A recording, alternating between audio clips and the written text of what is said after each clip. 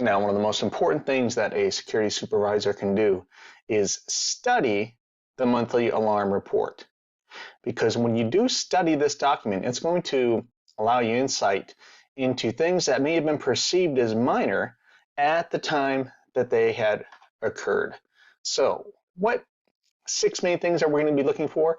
These types of alarms: doors forced open, access denied alarms.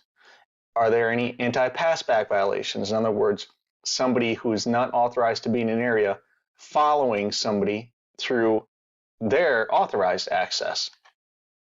How about a door that's open too long or being held open? Your alarms should only allow for enough access time to allow one person through. Once someone is holding a door open for a good 5 seconds, something should be documented because that's not normal. What about hardware tamper alarms? And that could be for readers, controllers, anything like that. Or units, controllers, and readers that are offline. We want to look at those things as well. And with a lot of systems, number 5 and 6 here, they can happen so frequently that we begin to just go blind towards them and not even care anymore. Well, if we're getting hardware tampers or offline unit alarms, if we're getting a lot of those, something is really wrong with our system, and it's a vulnerability that we can't really justify, especially if we see that it's been going on for an extended period of time. So we're going to get curious.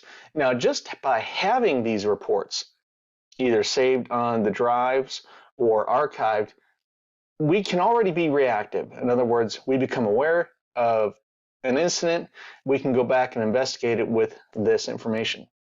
However, the supervisors that are at the elite level, they use this to be proactive in nature. They get curious. And for each one of these 6 things, they start to ask a number of questions. First of all, who is involved?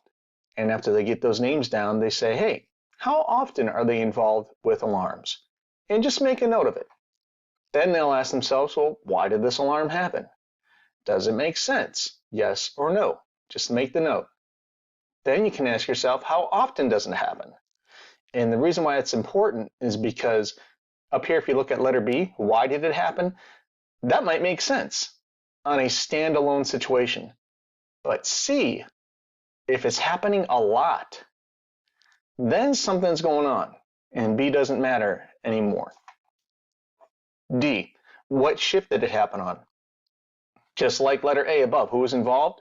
We want to look at this as an individual and then from a group of individuals. So D is the shift. How many alarms occur on this shift? Now, after studying everything you've learned with these previous questions, you're going to be able to ask yourself, is there a pattern observed here? Is there something developing? Are there any red flags popping up? And it tells you that, hey, we need to go ahead and look at things.